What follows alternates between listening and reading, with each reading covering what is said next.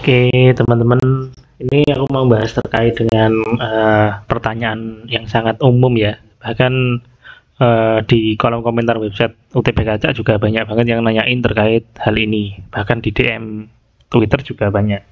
Itu terkait kalau misalkan aku nggak punya KIP waktu SMA atau mungkin waktu SMP gitu kan, terus tidak punya KKS juga, apakah masih bisa daftar KIP kuliah gitu kan? Nah, oke, nanti kita bahas dalam video ini paling nggak lama ya, paling cuma 2 menit.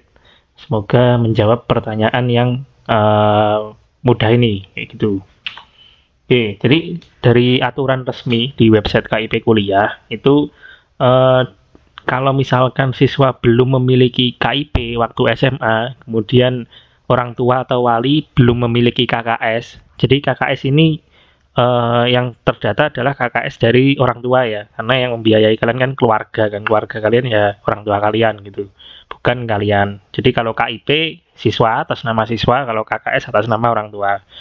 Nah, maka dapat tetap mengajukan untuk mengikuti program KIP kuliah. Jadi kalian ada kesempatan nih kalau misalkan emang tidak terdata KKS, tidak memiliki KIP, tetap bisa mendaftar KIP kuliah, tetapi dengan syarat tidak mampu secara ekonomi sesuai dengan ketentuan.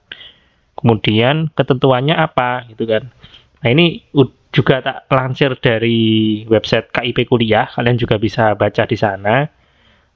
Syaratnya adalah keluarga memiliki pendapatan kotor gabungan orang tua atau wali sebesar 4 juta, atau ini berarti ini ya, pendapatan kotornya maksimal 4 juta. Kotor tuh ya berarti belum dipotong pajak, belum dipotong yang lain-lain. Nah, itu 4 juta. Kemudian atau gitu kan, pendapatan kotor gabungan orang tua atau wali dibagi jumlah anggota keluarga maksimal 750.000 gitu. Nah, ini kenapa kok ada dua syarat ini? Terkadang eh, kepala keluarga itu menanggung jumlah anggota keluarga yang banyak. Jadi misalkan nih pendapatan kotornya 5 juta gitu kan. Tetapi yang ditanggung ternyata ada berapa tuh? Misalkan ada 8 orang gitu di dalam rumah. Nah, itu kalau misalkan dibagi kan juga nggak sampai 750 kan. Nah, itu yang berarti nanti juga bisa daftar kayak gitu. Jadi pilihannya ada dua. Kalau misalkan udah masuk di dalam pendapatan kotor gabungan orang tua atau wali sebesar 4 juta, bisa daftar. Atau kalau misalkan pendapatan kotor gabungannya itu ini apa namanya, dibagi jumlah keluarga, jumlah anggota keluarga maksimal 750.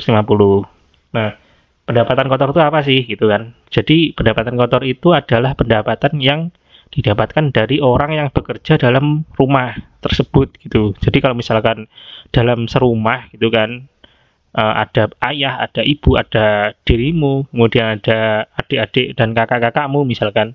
Kemudian yang kerja cuma ayah dan ibu gitu kan. Nah, itu dijumlahkan, bukan cuma dari ayah aja. Jadi penghasilan ayah dan penghasilan ibu dijumlahkan. Kalau misal penghasilan ibu 0 ya diisi 0 gitu. Kalau misalkan penghasilan ibu ada ya berarti bekerja kan, kayak gitu. Itu dijumlahkan, nanti nggak boleh lebih dari 4 juta. Itu ya, jadi tetap bisa daftar. Gitu sih, jadi jangan lupa follow juga UTB Kacak di Twitter kalau misalkan mau nanya-nanya terkait dengan informasi KIP kuliah atau seleksi masuk kuliah kayak gitu.